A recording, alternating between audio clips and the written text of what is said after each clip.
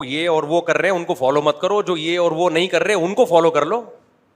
کیسی پاگلوں والی باتیں ہیں یہ نہیں ہے. مولوی یہ کر رہے ہیں تو جو یہ کر رہے ہیں ان کو نہیں کرو نا فالو. یار کس نے کہا ہے؟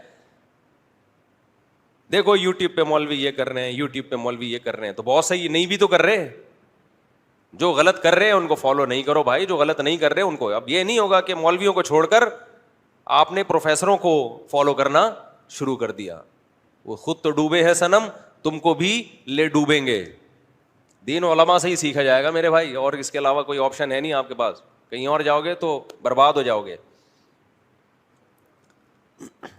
اب میں آپ کو لوگوں کی مینٹل لیول بتا رہا ہوں آج کل ہے کیا. میں نے ایک بیان کیا تھا نا کہ 73 فرقوں میں ایک فرقہ جنتی ہے, تو فرقے ختم نہیں کر سکتے. جو جنتی ہے اس کو فالو کرو. تو کسی خاتون نے میرے خلاف بیان دیا ہے کہ یہ اتنے مشہور آدمی ہیں, کتنی غلط بات کر رہے ہیں. دیکھو 73 فرقوں کو ختم کرنے کے بجائے ختم کرنے کی کوشش کرنی چاہیے, نہ یہ کہ ایک کو فالو کریں. تو بھائی آپ کر لیں ختم, ہم نے کب منع کیا ہے؟ ختم ہو جائیں تو سبحان اللہ, بہت اچھی بات ہے. ختم نہیں ہو رہے تو ختم کرنے کے لیے 74واں فرقہ کیوں نکال رہے ہو بھائی؟ ابھی جو فرقوں کو ختم کر رہے ہیں نا وہ نیا فرقے نئے بنا رہے ہیں.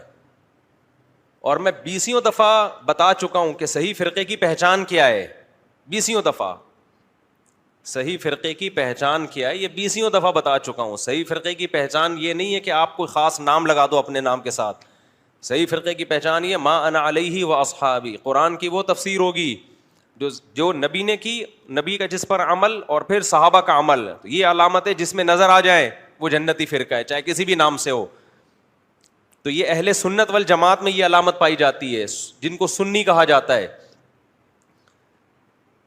سمجھتے ہو کہ نہیں سمجھتے؟ اہل سنت والجماعت, یہ جو چاروں امام تھے نا, ان کا یہی موقف تھا کہ قرآن, حدیث اور پھر صحابہ. اس لیے اہل سنت والجماعت کے چاروں بڑے امام کہلاتے ہیں, ابو حنیفہ, مالک, شافعی اور احمد بن حنبل. تو یہ ما انا علیہ و اصحابی کے معیار پر پورے اترتے ہیں. اس لیے اہل سنت والجماعت اس جنتی فرقے میں داخل ہیں. آپ کہہ سکتے ہو اہل سنت کے بھی تو اتنے ٹکڑے ہیں. بھائی جتنے بھی ٹکڑے ہوں, جو اس معیار پہ اتر رہا اس ٹکڑے کو فالو کیا جائے گا. جو اس معیار پہ پورا نہیں اتر رہا اس ٹکڑے کو فالو بولو, بلکہ بھوسی ٹکڑے کی طرح اس کو تین ڈبے والے کو دے دیا جائے گا. دعویٰ تو سب کرتے ہیں ہم اہل سنت والجماعت, ہم سنی اہل سنت والجماعت, پورے نہیں اترتے اس پہ. جو پورا اتر رہا ہے بھائی وہ جنتی فرقے میں. پھر اہل سنت والجماعت میں جو قرآن, حدیث اور صحابہ ان تینوں کو فالو کرے گا, ان میں پھر اختلاف اگر ہوگا تو وہ فرقہ واریت نہیں ہے, وہ پھر فروعی اختلاف ہے. جیسے ابو حنیفہ, شافعی, مالک میں اختلاف تھا, وہ صحابہ میں بھی تھا, تو صحابہ تو سارے جنتی ہیں. پھر اگر اس کے بعد بھی اختلاف ہوگا تو وہ اختلاف کیا کہلائے گا؟ وہ اصولی اختلاف نہیں ہے. وہ کون سا اختلاف ہے؟ فروعی اختلاف. سمجھتے ہو کہ نہیں سمجھتے؟ یعنی اختلاف پھر بھی ختم نہیں ہوگا, لیکن وہ اختلاف شریعت کیا کرتی ہے؟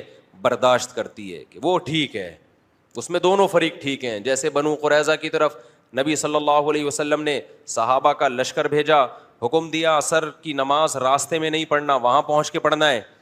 تو صحابہ نے کیا کیا؟ اختلاف ہو گیا حدیث سمجھنے میں. ایک نے کہا یہاں پڑھنا ہے, دوسرے نے کہا قضا ہو رہی ہے بھائی, قضا ہونے سے بچانا ہے. بار بار یہ حدیث بیان کر چکا ہوں, ایک نے پڑھ لی اور ایک نے چھوڑ دی, اختلاف ہوا. اب یہ نہیں کہ یہ فرقہ جنتی وہ جہنمی, بھائی دونوں جنتی ہیں. اور یہ فرقے ہیں ہی نہیں. تو حنفی, مالکی, شافعی, حنبلی یہ فرقے نہیں ہیں. فرقے اہل سنت والجماعت یا اہل سنت والجماعت سے خارج ہونا, کیونکہ دونوں میں نظریاتی اختلاف ہے, عقیدے کا اختلاف ہے.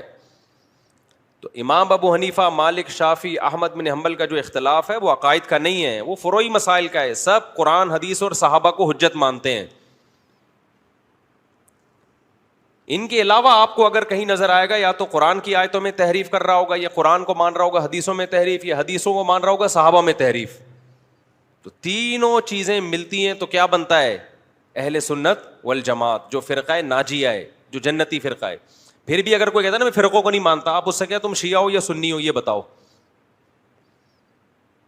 وہ کہے میں کچھ بھی نہیں ہوں, میں سمپل مسلمان ہوں. تو ان سے بولو بھائی شیعوں کے عقیدے الگ ہیں, سنیوں کے الگ ہیں, تو بتاؤ نا آپ کس عقیدے کے حامل ہو. تو ایسے لوگ پتہ ہے جواب میں کیا کہتے ہیں؟ کہتے ہیں ہم عقائد تو وہی ہے ہمارے اہل سنت والجماعت والے، لیکن ہمارا کوئی فرقہ نہیں ہے. تو ابے جس کے اہل سنت والجماعت والے عقائد ہوتے ہیں اسی کو تو سنی کہا جاتا ہے. اسی کو کیا کہا جاتا ہے؟ ان شارٹ کیا کہہ دیتے ہیں؟ اس کو سنی کہہ دیتے ہیں. سمجھتے ہو کہ نہیں سمجھتے؟